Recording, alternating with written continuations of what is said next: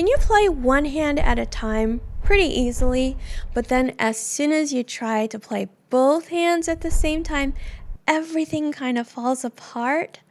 Then you should definitely watch this video because I'll show you exactly why this happens to just about everybody and how you can fix it with one ridiculously simple practice technique.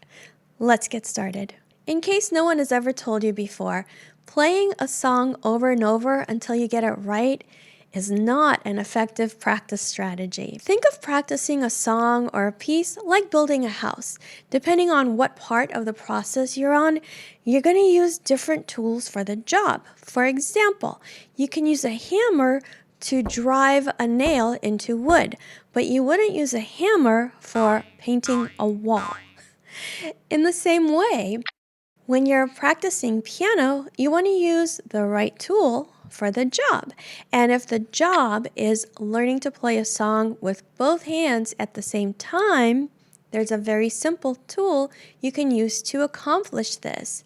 And because I'm your best piano playing friend, I'm going to show you exactly what that tool is and how to use it in your piano practice. But first, let's talk about why playing hands together seems so difficult.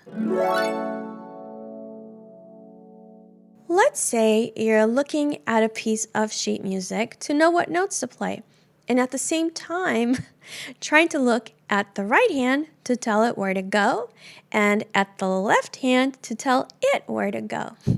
Are you starting to see the problem? If you move your eyes from the page to the left hand to the right hand, this takes time. I suppose you can try darting your eyes as fast as possible, but even if you're playing from memory or by ear, getting your eyes back and forth between the hands slows down your playing, making it jittery and unstable. So, unless you've got a couple of spare sets of eyes somewhere, you're going to make yourself dizzy trying to cover so many things at the same time with two eyes. Is it any wonder that playing hands together smoothly and fast seems impossible?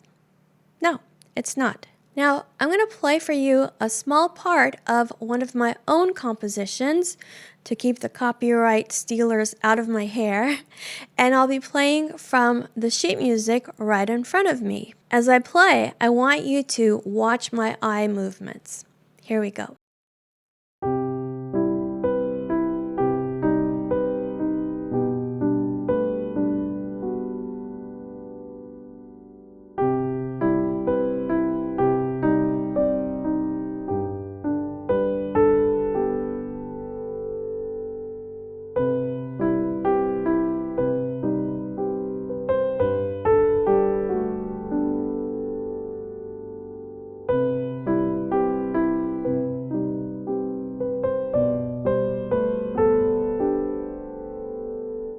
By the way, if you want to play this piece, you can find the link to the sheet music below. Okay, so what did I do with my eyes? Did you notice? Most of the time I was looking at the sheet music, which is right here in front of me, and I only glanced down at my hands once in a while, basically just to check in, not to find where the notes are that I need to play. But if I wasn't looking at my hands the entire time, how did I know where to put my fingers? Great question, and I'm going to answer it in a minute. First, let's play a game. Close your eyes. Go ahead, I'll wait. Are they closed? Okay, so with your right hand, touch the top of your head. Okay, open your eyes. Were you able to touch the top of your head with your right hand? Of course you were. How did you know where your hand was and where to move it so it touched the top of your head? Well, you might say, duh, it's my hand and my head. I know where they are. That's right. Okay, what about this? If you wake up in the middle of the night and want to go to the bathroom, do you have to turn on the lights and look at the floor to tell your feet where to go? Or do you know your way around your house well enough that you not only don't need to look at your feet, but you can actually walk around in the dark?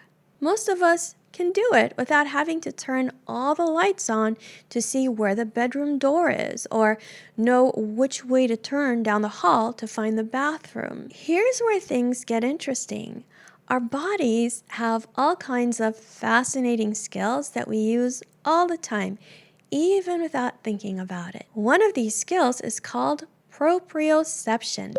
It's your body's amazing ability to know where it is in space, even when you can't see.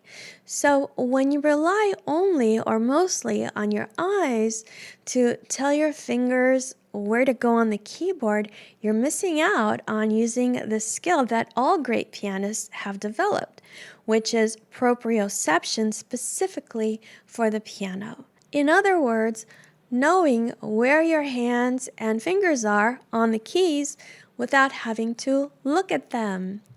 And if you've trained your eyes to do all or most of the work, then when you try to play hands together, your weakness shows up right away. Why? Because your eyes can't look at everything at the same time. So if the real goal is smooth, confident hands together playing, the solution is to train your hands to feel where they are, to build proprioception for piano. And there's one simple, powerful way to do that, which you're going to think is crazy. You close your eyes while you practice. When you close your eyes, you force your hands to rely on your sense of touch, like what is the shape of a particular chord? What is the distance from one note to another? And at what angle to your body is the note that you're supposed to play? Are you reaching to the right to get to that high C? Are you reaching to the left to get to that low G? And so on. It's exactly the same idea as walking in the dark. The more you do it, the clearer that internal map that's in your mind and your body becomes. But that's not all. Practicing with your eyes closed also trains your ears. Did what you played sound like what it's supposed to sound like, or did it sound wrong? This helps you really focus on the specific weakness you have in a piece of music so that you don't have to play the whole song from beginning to end and guess at where you made your mistakes or what part you don't know very well. Not only that, but you eventually start hearing the sounds before you even play them. This is a super helpful skill to have because hearing the sound in your mind and knowing where in general to find those keys really speeds up the mental and physical process of playing the piano. Now you might say, how can I hear the music before I play it? We have this sense called audiation. So a song that almost everybody knows is called Happy Birthday. I'm going to ask you, right now I'm going to be real silent, which is horrible in a YouTube video, but I'm making the sacrifice for you. So I'm going to stop talking and I want you to hear just the beginning part of Happy Birthday, okay, in your head. Go ahead.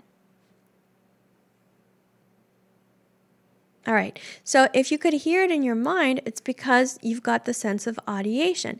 In the same way, you can train yourself to hear what your pieces or songs are supposed to sound like so that you send your hands to those places on the piano. I make all my students practice with their eyes closed. The children love it. They see it as a game. The adults look at me like I'm crazy and say something like, I can't do that. I can barely play this song with my eyes open. Yeah, that's exactly why you're going to practice it with your eyes closed. And guess what? Eventually, they all start doing it on a regular basis. And their playing improves dramatically, and they learn their songs faster. Now, you don't have to jump in and play an entire piece with your eyes closed. That's way too much too soon, so let's slow that roll. I'm going to show you a way to practice your piano proprioception to get the ball rolling. We'll start small. So if you're at a piano, put your right hand first finger on C. Middle C is good. And right off the bat, notice that if you're sitting in the center of the piano, middle C is going to be kind of in front of your torso. It's not going to be out here anywhere.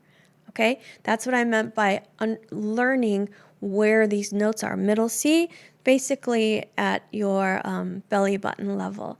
All right, so put your first finger on C, and then line up all your other fingers one to a key.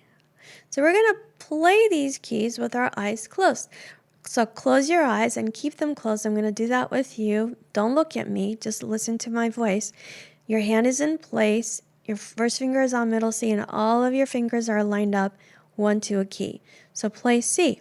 Now, if you know the alphabet, the music alphabet, you'll know that the next note up is D. So let's play D. Next is E, then F, then G. Now let's go back down to C. I hope your eyes are still closed. So go back to F, E,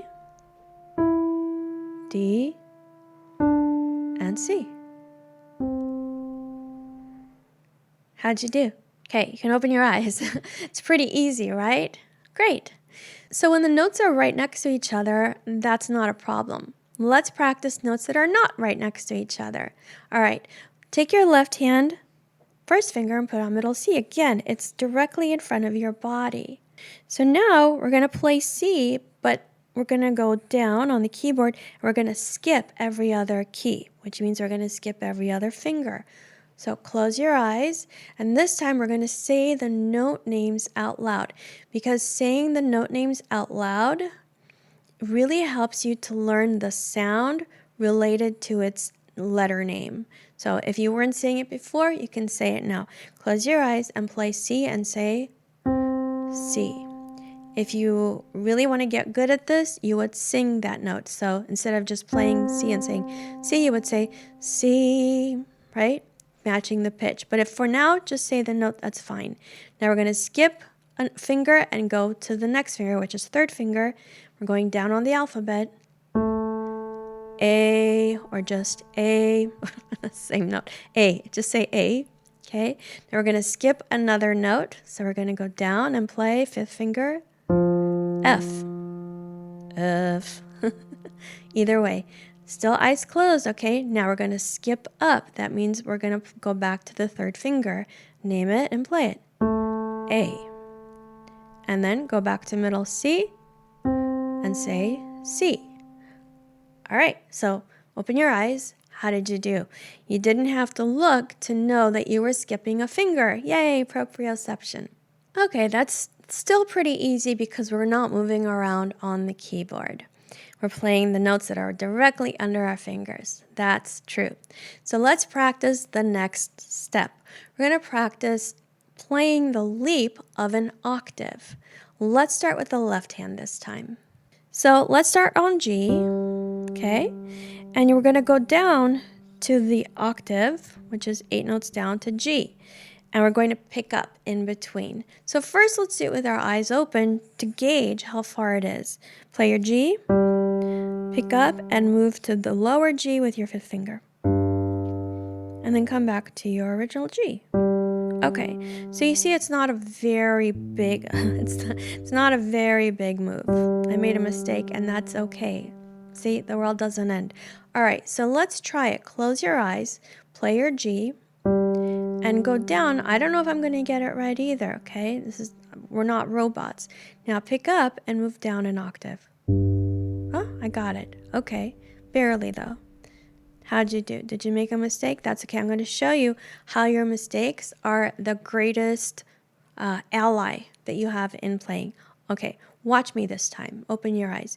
Now let's say I'm playing G. I'm aiming for that low G. I'm going to make a mistake on purpose to show you how to work with it, to use your mistake to get better. Okay, so here's your G. I'm going to go there. Ooh, that does not sound right. I know. I'm not going to panic. I'm going to open my eyes, and I'm going to look at it. Oh, I see. I went down too far. Okay, so what I'm going to do now, I'm going to play the octave with my eyes open to remind myself how far it is, okay? All right, okay.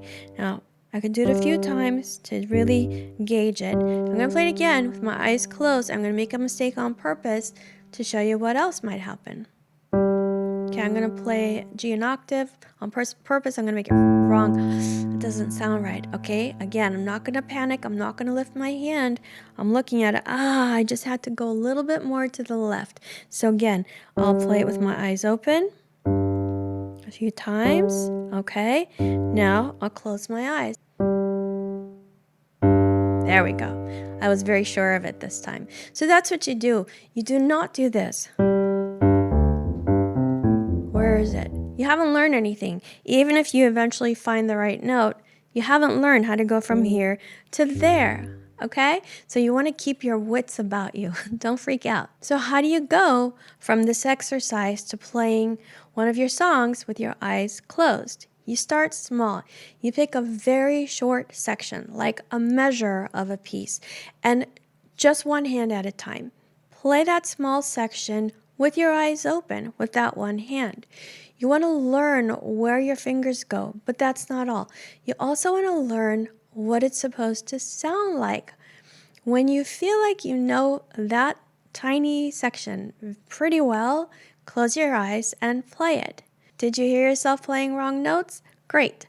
Don't panic. Hold on to the wrong note, open your eyes, and see how far off you were from the note you were aiming for.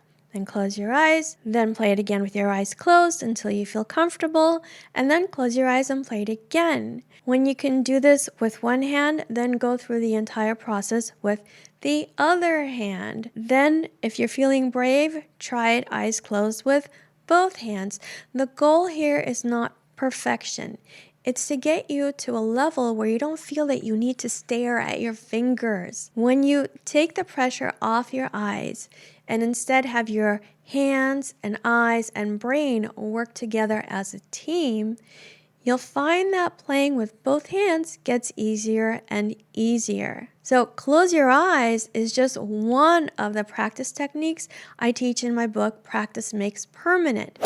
Insider tools that help you play better, faster, and with more confidence. You can read or listen to a sample at the link below. And if you're ready to make playing hands together feel even easier, don't stop here. Click over to this video where I walk you through my favorite exercise to get your left hand and your right hand working together like a team. Keep practicing, have fun, and I'll see you soon. Bye.